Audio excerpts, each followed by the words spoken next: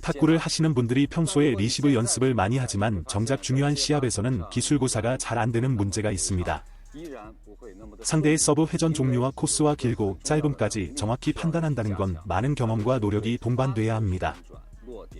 충분한 연습과 경험이 쌓였어도 실제로 중요한 게임에 임하면 항상 리시브 때문에 긴장을 합니다. 이런 심리적 압박을 받는 이유는 일단 게임의 공격 주도권이 서브자 쪽에 주어지기 때문에 상대의 의도를 파악하기 힘들고 리시브 전략으로 인한 결과의 불확실성에 따른 불안 때문이라고 봅니다.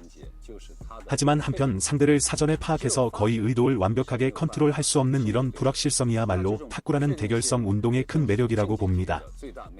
그러므로 그런 불확실성에 대한 걱정은 별 의미가 없고 리시브 기술을 구사함에 있어서 별 도움이 되지 않는다고 볼 수 있습니다.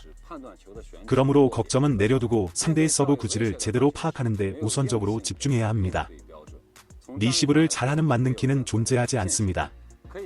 양발 스탠스도 꼭 정석이 있는 건 아니고 본인 특징에 맞는 기술과 전술에 따라 유연하게 적용해야 합니다.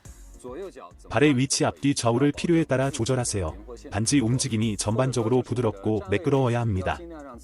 리시버의 자리는 가능하면 상대가 서브를 할 때 임팩트 형태를 잘 관찰할 수 있는 곳이어야 합니다.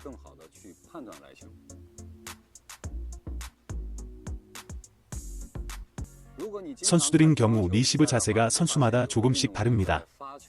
어떤 선수는 높은 자세, 어떤 선수는 낮은 자세를 취하기도 합니다. 저 같은 경우는 리시브 준비 자세에서 몸중심을 낮춰서 자세를 잡음으로써 그 뒤에 이어지는 연속적인 기동에 대비하고 있습니다.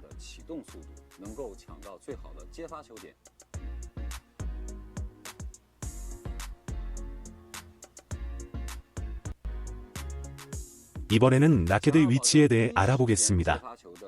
선수들인 경우 라켓을 테이블 높이 정도로 들고 있는 경우 혹은 라켓을 아예 테이블 위에 올려놓는 선수도 있습니다.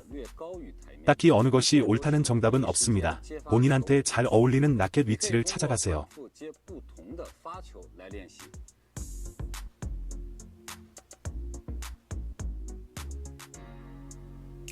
이번에는 우리가 리시브를 할 때 취해야 할 전략적인 접근 개념 문제를 다뤄보도록 하겠습니다.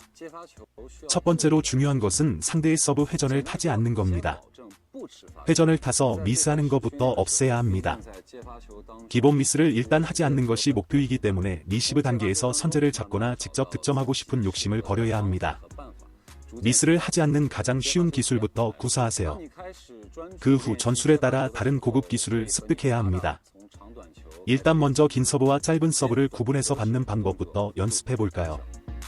짧은 서브는 동작을 작게, 긴 서브는 동작을 크게 가져가면서 리시브 해보세요.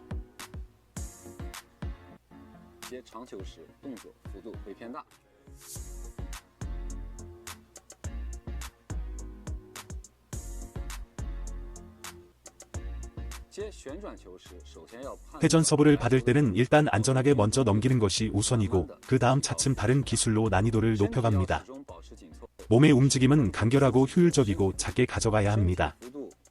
상대의 코스를 파악해서 즉시의 푸석을 상황에 맞게 가져가도록 노력해 주세요.